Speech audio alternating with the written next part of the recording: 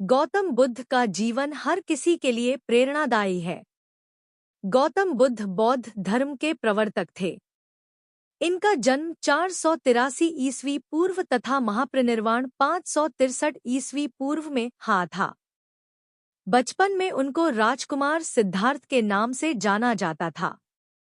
बौद्ध ग्रंथों के अनुसार गौतम बुद्ध के जन्म से 12 वर्ष पूर्व ही एक ऋषि ने भविष्यवाणी की थी कि यह बच्चा या तो एक सार्वभौमिक सम्राट या महान ऋषि बनेगा।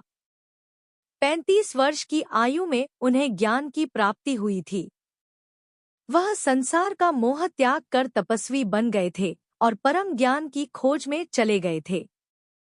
आइए आज हम आपको सिद्धार्थ के महात्मा बुद्ध बनने तक के सफर के बारे में बताते हैं। जन्मकाल। बुद्ध का गोत्र गौतम था। बुद्ध का वास्तविक नाम सिद्धार्थ गौतम था।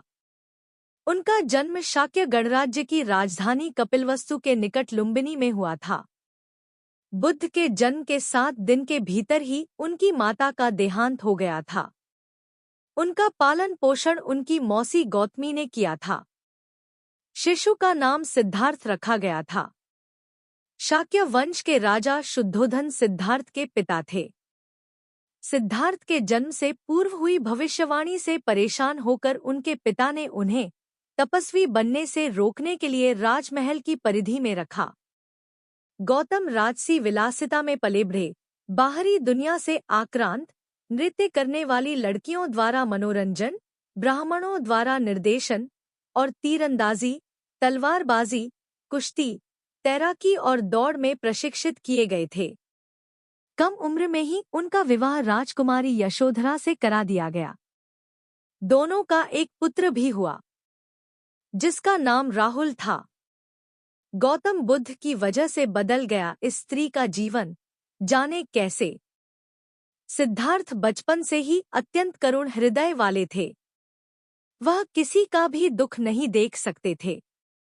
इतने प्रयासों के बाद भी 21 वर्ष की आयु में उनकी अपने राज्य कपिलवस्तु की गलियों में उनकी दृष्टि 4 दृश्यों पर पड़ी। ये दृश्य थे: एक वृद्ध विकलांग व्यक्ति, एक रोगी, एक पार्थिव शरीर और एक साधु।